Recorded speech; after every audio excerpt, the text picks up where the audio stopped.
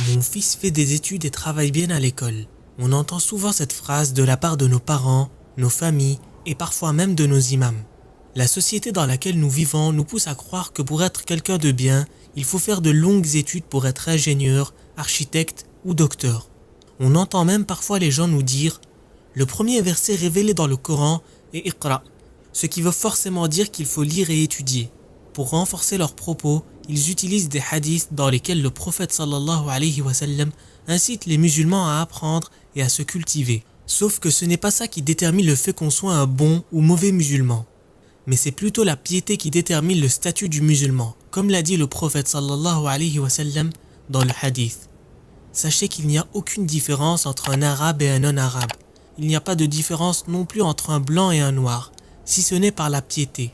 Par contre, ce que l'islam nous demande, c'est de s'instruire, quel que soit le domaine de formation, en favorisant bien entendu les sciences islamiques. Et généralement, le moyen le plus facile de s'instruire, c'est de faire des études. Hélas, on voit souvent des musulmans abandonner leurs études par paresse ou parce qu'ils souhaitent travailler pour gagner de l'argent. Ceci est un énorme piège que le diable nous met.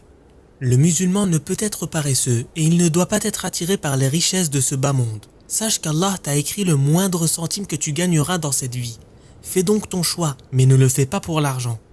D'autre part, on entend souvent des musulmans dire qu'ils n'aiment pas lire ou n'aiment pas étudier. On entend même parfois certains se demander « Mais à quoi ça va me servir de connaître le théorème de Thalès dans la vie ?» Comme si leur vie devait se résumer à manger et à boire et que toute information dont ils ne voyaient pas un intérêt immédiat était systématiquement inutile. Quand tu choisis ta voie, fais-le en te posant les bonnes questions. Premièrement, le métier que je vais faire plaît-il vraiment à Allah ? Toute notre vie est vouée à Allah. Nous sommes nés et nous vivons pour le servir. Ainsi, si tu choisis ton domaine, regarde si ce métier est licite et s'il ne te pousse pas à commettre des péchés. Parfois, on voit des gens faire de longues études par hypocrisie, juste pour qu'on dise du bien d'eux. Deuxièmement, le métier me plaît-il vraiment ? Il est nécessaire aussi de se poser la question sur soi-même. Est-ce que la voie et la filière que je suis en train de prendre me plaît ? Suis-je prêt à y consacrer plus de la moitié de ma vie ? Enfin, on entend souvent une grande phrase très fausse et très répandue chez les musulmans, et qui est « Si les musulmans sont faibles, c'est parce que nous n'avons pas accès aux postes importants et que nous ne sommes pas forts dans les études. Nous devons devenir des chercheurs, des docteurs et des ingénieurs. » Certains vont même jusqu'à penser que la Palestine ne sera libérée que lorsque les musulmans auront atteint le niveau de perfectionnement et d'avancée scientifique des Occidentaux, ce qui est complètement faux. Pour le prouver, nous avons dans l'histoire de très grandes preuves. La première se trouve en Espagne, dans la ville de Grenade. Les musulmans y vivaient depuis plus de 800 ans. Ils étaient les meilleurs dans toutes les sciences mondaines. Ils étaient technologiquement plus avancés que leurs contemporains. La ville de Grenade contient une cité nommée Al-Hamra, qui était tellement belle que même lorsque les chrétiens l'ont envahie, ils ont refusé de la détruire à cause de la beauté de son architecture. Nous le voyons également avec les Émirats arabes unis actuellement. Ils sont de loin le pays musulman le plus avancé technologiquement et financièrement. Et pourtant, cela ne les a pas empêchés de vendre la Palestine à un prix dérisoire. La vie du prophète sallallahu alayhi wa sallam contient aussi un très bel exemple.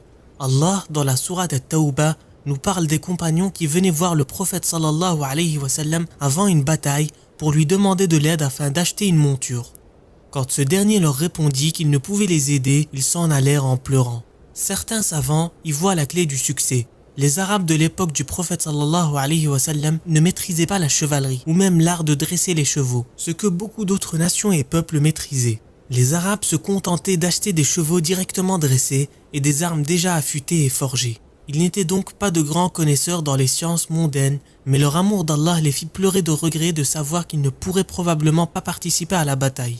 Ainsi, ce qui fait la différence, c'est notre foi, notre conviction et notre force, notre volonté et rien d'autre. En conclusion, les études ne feront de toi un bon ou un mauvais musulman. Ce qui fera de toi quelqu'un de bien, c'est ton attachement à Allah, c'est ta crainte de lui désobéir et ton envie de lui plaire. Plus tu chercheras à être quelqu'un de bien et d'utile à tes frères, et plus Allah t'élèvera en degrés et t'aidera, Inch'Allah. Merci d'avoir suivi la vidéo. Nous espérons que cette dernière t'a aidé à y voir un peu plus clair. N'hésite pas à la partager autour de toi, car avec un simple partage, tu peux en avoir une grande récompense auprès d'Allah. N'hésite pas à mettre un pouce bleu, car plus la vidéo contiendra de pouces bleus et plus elle sera mise en avant par YouTube. Enfin, si ce n'est pas encore fait, nous t'invitons à t'abonner à notre chaîne afin de ne pas manquer les dernières vidéos, Inch'Allah. Quant à moi, il ne me reste plus qu'à te dire à très vite sur Jannat TV, Inch'Allah.